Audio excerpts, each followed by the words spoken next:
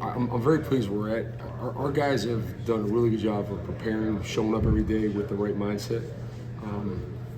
They're grasping the defense really well. The number of our mistakes is really down. When you look at the ones and twos, really low. Obviously, some guys down the line got to keep picking up and going. But our effort and just the togetherness of the defense is really good at a high level. There's a lot of bodies and moving in and out. How fun is that as a coordinator though to have a lot of different options on defense? Yeah, no doubt. That's what it's about. I think, especially with the design of the game nowadays, you can play so many teams that are spread and no huddle and it's moving. You've got to have options where you can have fresh bodies on the field.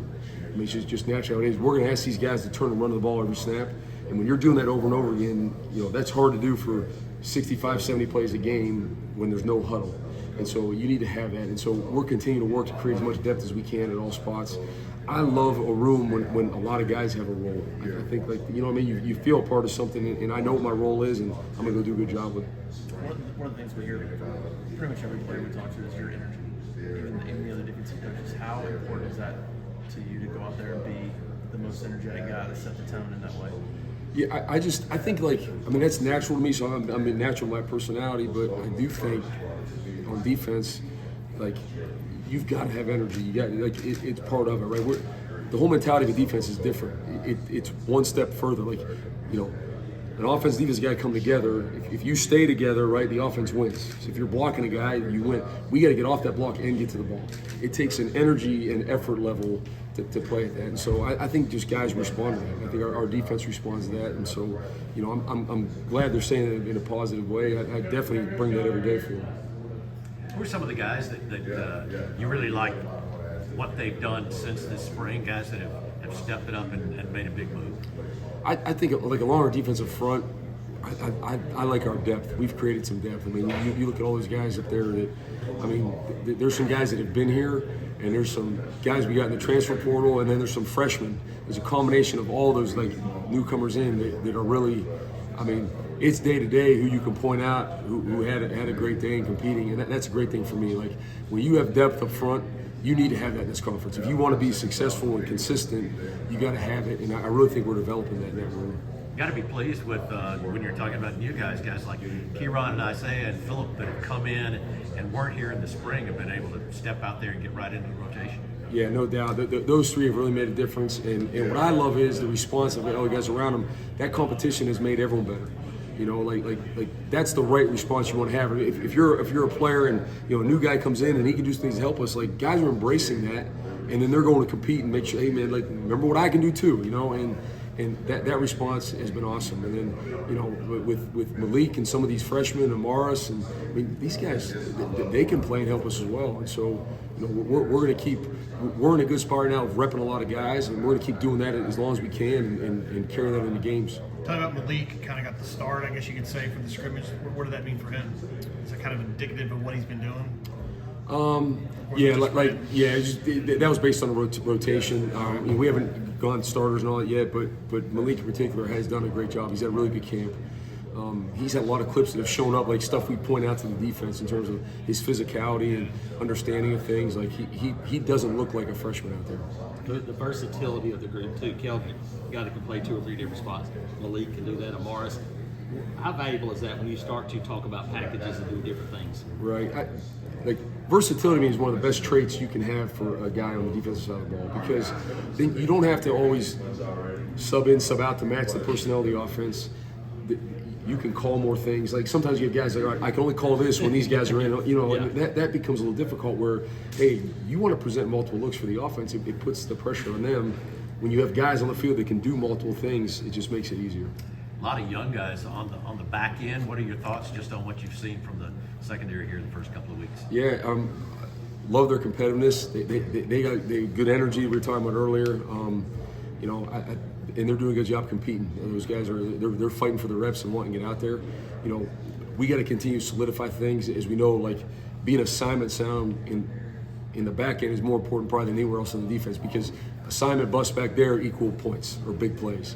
And so those guys being honed in on that, I like they've taken the mentality. They understand the importance of that, and they've really been good about that. But as always with young guys, you got to make sure we're trying to present all the different looks to them to make sure they're having proper response and communication. You know, the most important thing is being on the same page, communicating to one another. And a lot of times young guys get out there and they don't want to communicate. It's not natural. So we're working on that. A bunch of those guys of learning how to be on the same page with the guy next to you. Is that where Jared Thompson has become really valuable because of his experience? We've heard he's become a vocal guy already. Yeah, extremely. JT's so comfortable. I mean, he's played a lot of football. He's very comfortable communicating, making calls, taking charge back there. And, you know, along with the things he does physically really well, that's a major part of it for him. How good has Isaiah Rake's been?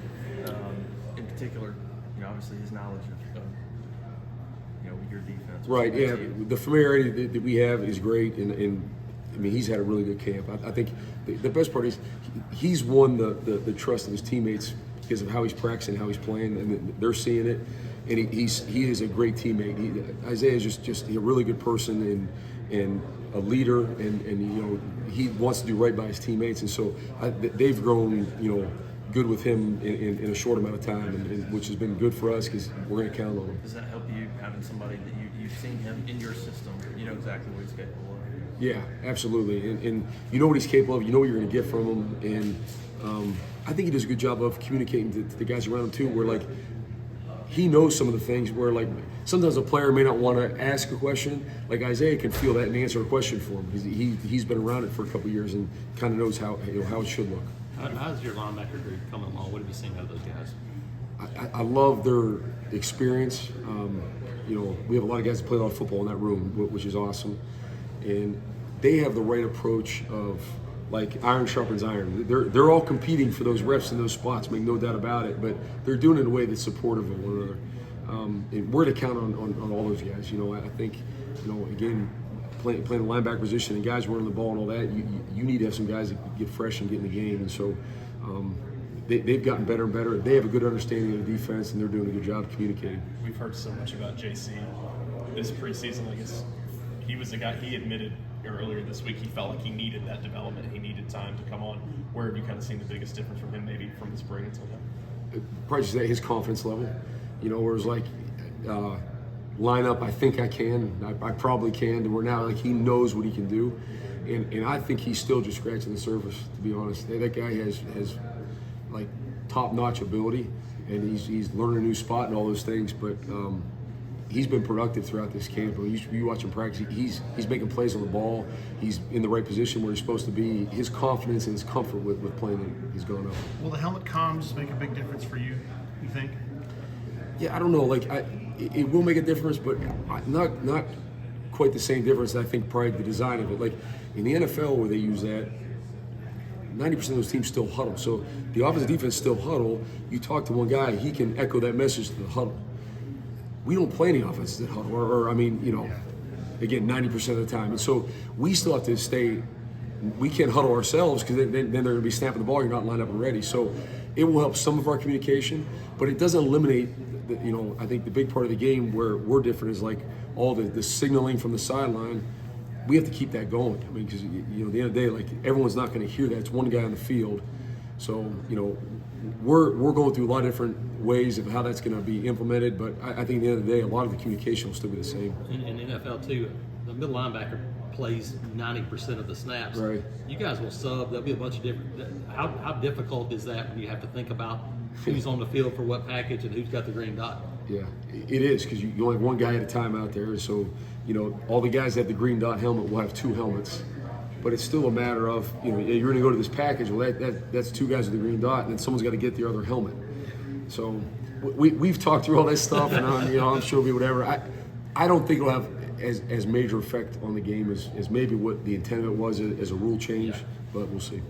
It probably help more on offense, right? Because Breeze could talk to Peyton more. Yeah. Okay. I think that's where you're getting help. I mean, obviously the quarterback on offense will be wearing it, and now, you know, a lot of these teams line up, right, see the look, and then, you know, signal in the play. Well, not only can you signal in the play, you can also tell them, you know, you can explain to them what the look is. Yeah. Start talking about what the defense is. And so, you know, I think every guy's making a judgment how much information you want to give the guy with the green dot. You don't want guys out there thinking too much, but I think it'll have more effect for offense. Sure. We've heard from the guys that not celebrating on defense is considered a loaf. I guess just your fieriness and your intensity that you want from this group. What's kind of your checklist from a play-to-play basis for those guys? Yeah, I want guys that like have personality, be their own personality. Don't try and be something different, but like enjoy what you're doing. When you think about it, like if you have positive energy about something you're doing, you're probably gonna be better at it. And it's, you know, at the end of the day, it's like, man, what we get to do is pretty cool. Whether you're playing at Auburn or you're coaching at Auburn or playing in this conference or like, you know what, like, yeah, it's hard. It's a lot of work, but it's fun, and we all chose to do it. So let's go show our enjoyment and show our enjoyment for our teammates.